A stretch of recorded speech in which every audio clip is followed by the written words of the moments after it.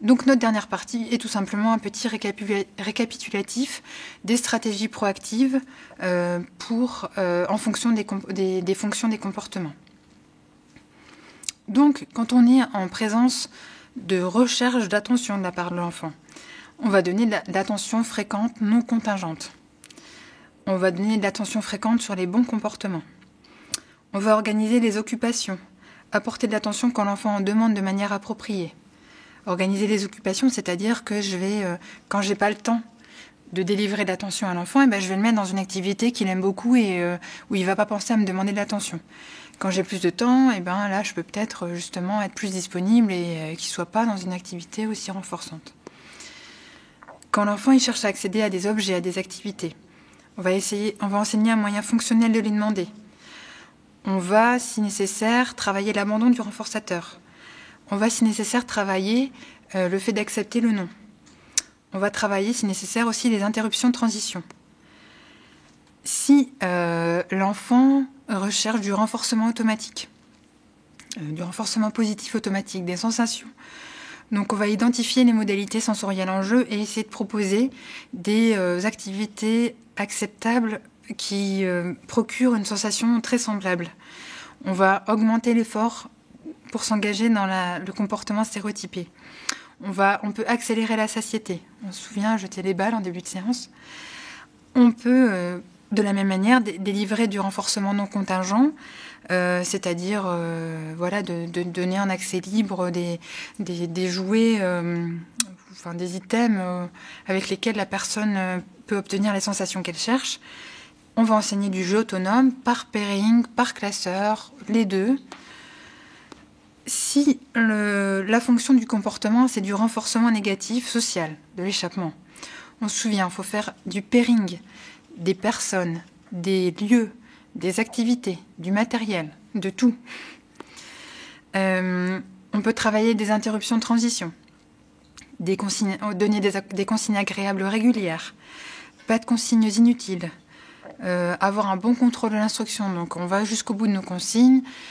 C'est nous qui gardons un contrôle sur le renforcement et qui le délivrons quand la personne a suivi les consignes et qui ne le délivrons pas quand elle n'a pas suivi les consignes. Donc pas du renforcement, un accès libre.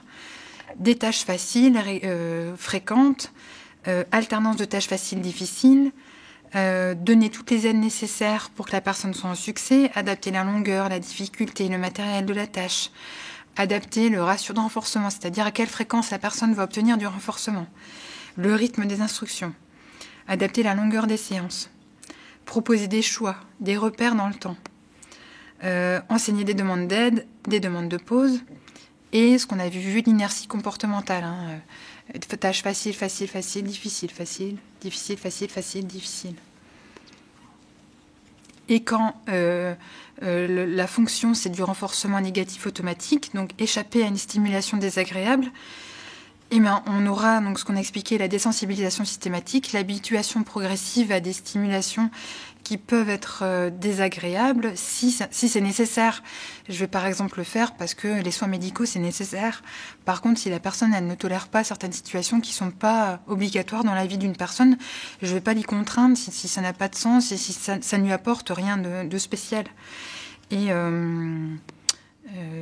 voilà, on ne va pas laisser obliger une personne à être dans une situation qui lui est désagréable si ça n'apporte rien dans son épanouissement ou dans l'apport de nouvelles compétences ou de son développement.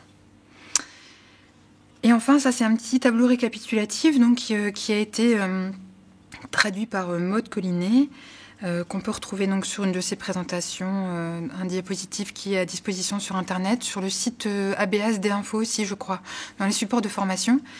Ce tableau, c'est une traduction d'un tableau qui existe dans le livre Le comportement verbal, enfin enseigner le comportement verbal de Marie Berbera Lynch. Et il récapitule en fait les stratégies aussi de prévention par rapport aux différentes fonctions. Donc c'est un peu tout ce qu'on a passé en revue au cours de la formation, mais c'est une nouvelle façon aussi de récapituler ces différentes, tous ces points qu'on a vus. Alors, on a passé en revue beaucoup de choses, que ce soit la définition, l'analyse et les stratégies de prévention. Les principes qui sous-tendent toutes ces stratégies sont assez simples, dans la mesure où voilà, on a toujours du pairing, on a toujours du façonnement, dans la mesure où on démarre de là où on est l'enfant, on veut l'amener à un point B et on passe par autant d'étapes que nécessaire pour qu'il ne sente pas une progression trop intrusive, trop difficile.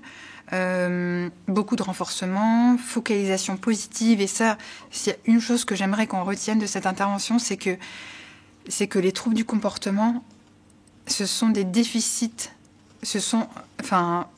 presque systématiquement des déficits de compétences, et qu'il faut enseigner. La première démarche, c'est pas de punir un comportement, c'est de dire si l'enfant il s'engage dans ce comportement, c'est que dans cette situation, c'est la meilleure chose qu'il a trouvée pour satisfaire ce qu'il recherche. Et donc, ça veut dire qu'il a pas trouvé à ce moment-là un moyen alternatif d'obtenir ce qu'il cherche. Et qu'on doit enseigner, on doit donner à l'enfant les outils pour qu'il obtienne ce qu'il veut. Donc ça, voilà, la focalisation positive, j'aimerais vraiment que ce soit quelque chose qui soit retenu.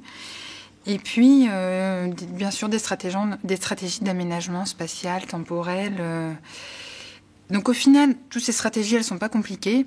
Le plus dur, c'est bien sûr de les combiner, de l'art de les combiner comme il faut, de les doser, et puis aussi de les généraliser, c'est-à-dire que là, j'ai essayé quand même de donner beaucoup d'exemples et d'illustrer à chaque fois les stratégies de prévention, mais elles s'utilisent pour un nombre incalculable de comportements, et parfois on n'a pas le réflexe de se dire « Ah mais oui, en fait, du façonnement, je peux l'utiliser pour ça, et la désensibilisation, je peux l'utiliser pour ça. » Et tout le travail, c'est vraiment d'être suffisamment familier avec ces concepts pour pouvoir les appliquer de manière ample et systématique.